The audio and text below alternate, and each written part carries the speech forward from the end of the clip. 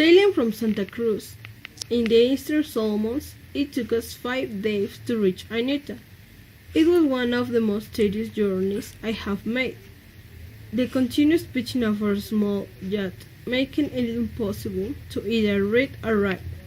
So it was with some relief when the speck of land that was Anuta finally appeared on the horizon. We were their first visitors in 2 years. For a moment, though, the feeling of isolation was overshadowed by Joseph's T-shirt, which was emblazoned with the words Planet Hollywood, Las Vegas. It would be hard to imagine a greater contrast between two places, Las Vegas, the capital of excess, and little Anuta, where even a mirror is considered a luxury. But while Anuta's remoteness may have severely limited the quantity of consumer goods reaching the island, its isolation has forged a community spirit that would be very hard to beat. The Anutans have their own word for this, Europa, which means love and compassion. It is an ideology that is applied to almost everything they do. You can see it at work in the way food and task are shared.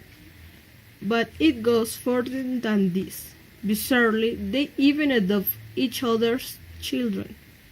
Joseph's oldest daughter was adopted by a couple who gave him their son in return a few years later.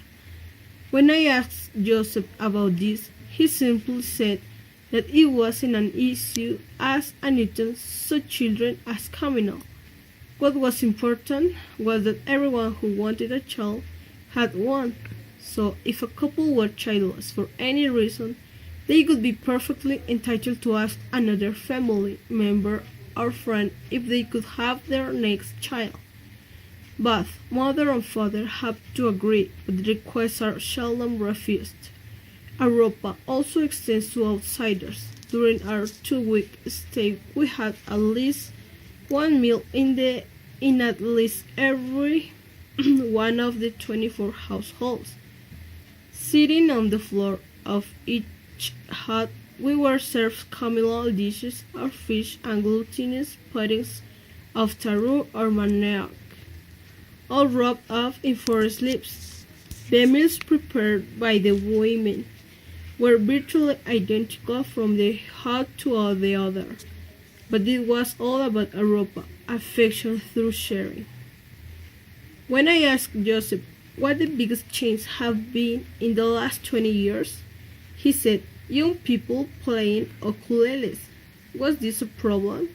I asked, rather jokingly. Well, he replied more seriously.